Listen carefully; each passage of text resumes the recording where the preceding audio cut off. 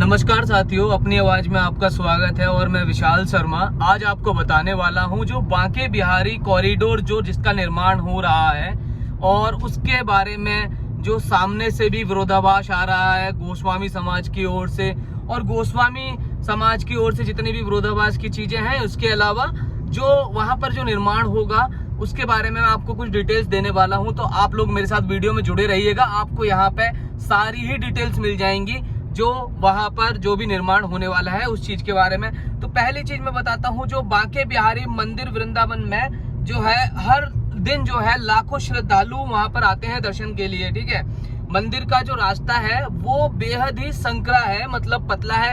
असल में पतला क्या है, क्योंकि भाई वो बेसिकली बताया जाए तो वो कुंज गलियां हैं जो पहले से ही चली आ रही हैं, लेकिन पहले वहां पर लोग इतने नहीं आते थे। आज का समय ऐसा हो गया है कि वहां पर लोग बहुत ज्यादा मात्रा में आते हैं, जिस वजह से मात्रा बोल रहा हूँ संख्या में आते हैं, जिस वजह से वहां पर जो है भीड़ बहुत ज्यादा बढ़ जाती है और जो है वहां पर जगह कम पड़ जाती है।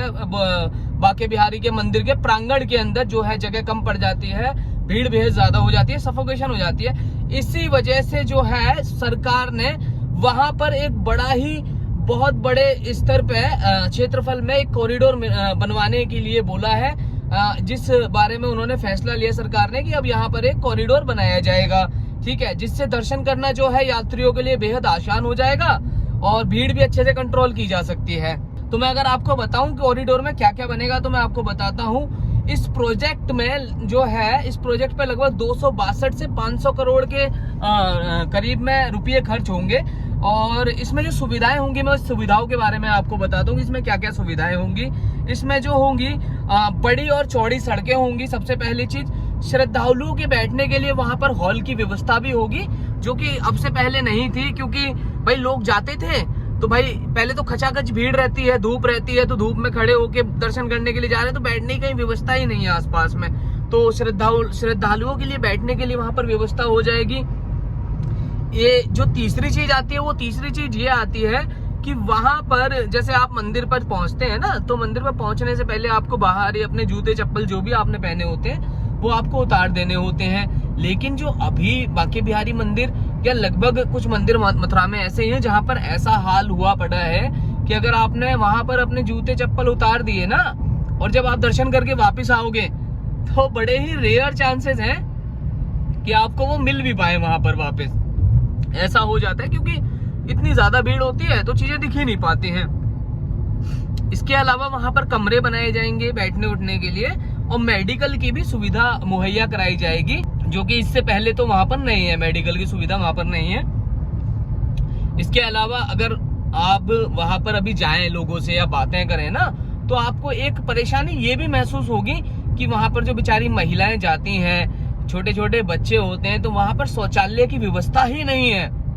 लोग घंटों लाइन में खड़े हैं और आसपास में कहीं शौचालय की व्यवस्था भी नहीं है, तो वहां पर जो है शौचालय की भी व्यवस्थाएं करी जाएंगी, है ना, और बेबी केयर रूम भी बनाए जाएंगे, कि मतलब ये सारी चीजें रहेंगी। उसके अलावा जो अभी दुकानें हैं वो चली रही हैं, हालांकि उनपे भी सेम ही सामान बिकता है, लेकिन जब दुकानें अब दोबारा भी वहां पर निर्माण होगा तो वहां पर जो पूजा की सामग्री है उससे रिलेटेड जितना भी सामान है वो आपको वहां पर मिलेगा। उसके अलावा जो परिक्रमा जो मार्ग है, वो परिक्रमा मार्ग अभी थोड़ा ऐसा ही है, जो मतलब चलने लायक उतना बेहतर स्थिति में नहीं है, तो वहां पर जो अच्छा एक नया परिक्रमा मार्ग बनाया जाएगा जो कि बेहद ही हरा भरा होगा, क्योंकि वहां पर पेड़ों को भी लगाया जाएगा, सारी सुविधाएं करी जाएंगी। इसके अलावा मैं बताता हूँ आपको कॉरिडोर में जो आपकी एंट्री होगी वो कैसे होगी। कॉरिडोर की एंट्री के बारे में बताऊं तो इसके जो होंगे 3 मुख्य रास्ते होंगे मंदिर में एंट्री जो होगी। पहला जो होगा वो होगा जुगल घाट से, ठीक है जी, और उसके अलावा दूसरा होगा वृंदावन विद्यापीठ जो चौराया है वहां से, और एक तीसरा रास्ता जो होगा वो जो है जादौन पार्किंग एरिया, वो वहां से होगा। ठीक है, हर रास्ते को जो है चौड़ा किया जाएगा ताकि लोगों को मंदिर आने जाने में सुविधा रहे और आराम से वो वहां तक पहुंच सकें। इसके अलावा जो है अभी वहां पर आप देखते होंगे पार्किंग की बेहद असुविधा रहती है, पार्किंग के लिए लोगों को बेहद परेशान रहना होता है और वहां पे मनमाने ढंग से लोग पैसे भी वसूल लेते हैं। ये चीजें भी मैंने वहां पर सुनी है, जो लोगों के द्वारा बताया गया है। तो वहां पर जो अभी फैसला किया गया है कि वहां पर एक पार्किंग की सुविधा भी करी जाएगी। बेसिकली उसमें होगा क्या, वहां पर 2 बड़े पार्किंग एरिया बन रहे हैं, ठीक है, जहां पर 1500 गाड़ियां और 1000 बाइक, स्कूटी, 2 पहिया वाहन जो है वो पार्क हो सकेंगे, है ना। इसके अलावा ई रिक्शा और पैदल पुल भी होंगे ताकि भक्तों को आराम से मंदिर तक पहुंचाया जा सके, ठीक है। इसके अलावा मैं बताता हूँ आपको जो फैसला लिया गया है वो फैसला क्या है। कोर्ट से जो है मंजूरी मिल चुकी है सारी चीजों के लिए। हालांकि वहां पर जो सेवा जो करते हैं मंदिर के अंदर समाज, वो इस चीज का विरोध कर रहे हैं, लेकिन कोर्ट से जो मंजूरी हो चुकी है तो उसको तो भाई मतलब कौन ही टक्कर दे पाएगा। जो कोर्ट का फैसला है वो तो सर्वोच्च है। तो कोर्ट, हाई कोर्ट और सुप्रीम कोर्ट ने दोनों ने इस प्रोजेक्ट को मंजूरी दे दी है ना। इसके अलावा लेकिन सरकार को ये भी ध्यान रखना होगा वहां पर जो बातें हुई हैं कि मंदिर के जो सेवायत हैं, यानी कि जो पुजारी हैं जो मंदिर में पूजा करते आ रहे हैं इतने समय से, है ना, उनकी परंपराओं को कोई नुकसान ना हो। और मुझे लगता है कि ऐसा नहीं भी होगा, परंपराओं को कोई भी नुकसान नहीं होगा, क्योंकि जो मंदिर में, अगर आपको पता हो, जो मैं बताना चाहूंगा कि एक नई समिति का भी गठन हो रहा है जिसमें महंत भी होंगे, मठाधीश भी होंगे, तो बेहद ज्ञानी लोग उसमें होंगे। तो मंदिर की परंपराओं को कोई नुकसान नहीं होगा। मुझे लगता है और बेहतर चीजें हो सकती हैं, मतलब कमी कुछ नहीं होगी, बेहतर ही होगा जो भी होगा। अच्छा, इसमें एक चीज ये भी है कि जिनके घर वहां से हटाए जाएंगे उनको क्या मिलेगा, मैं इस बारे में आपको बताता हूँ।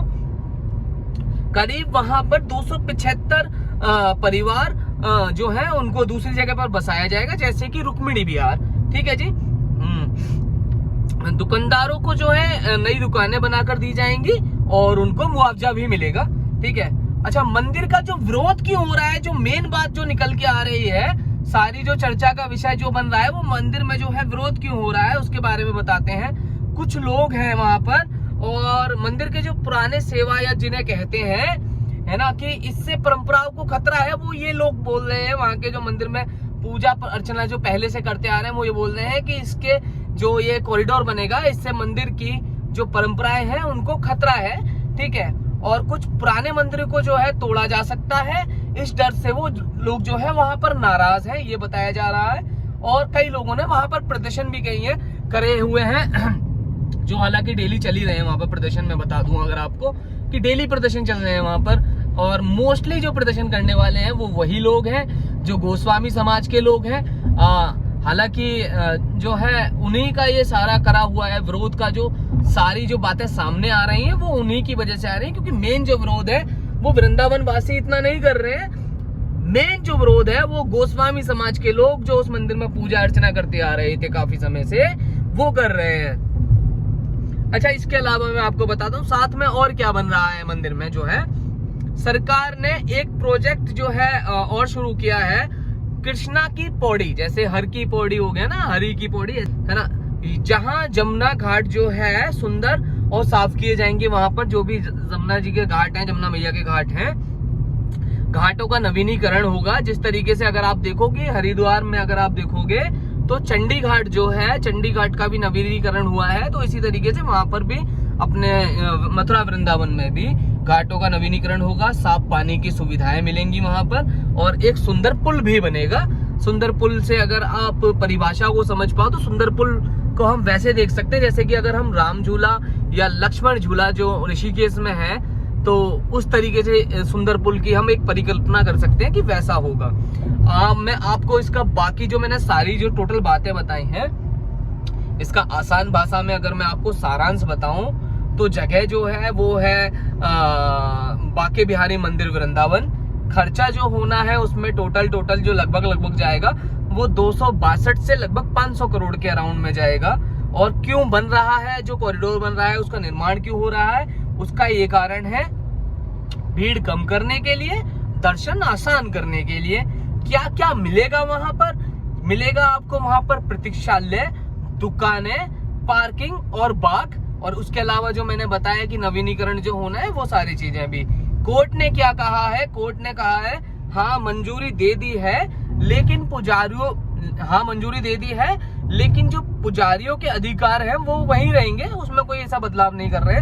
घर दुकान जो है वो हटेंगे, हाँ, लेकिन दूसरी जगह उनको दी जाएगी। तो ये सारी जो बातें थी मथुरा वृंदावन में बांके बिहारी कॉरिडोर का जो विरोध चल रहा था, जो विवाद चल रहा था, उससे रिलेटेड मैंने आपको सारी की सारी जानकारी दे दिया, आसान शब्दों में देने की कोशिश करी है। उम्मीद करता हूं आपको जानकारी पसंद आई होगी, और अगर आपको जानकारी पसंद आई है तो आप मेरे चैनल को, अपनी आवाज को सब्सक्राइब करें और चैनल से जुड़े रहें, क्योंकि यहाँ पर आपको ताजा तरीन और अच्छी खबरें हमेशा देखने के लिए मिलती रहेंगी।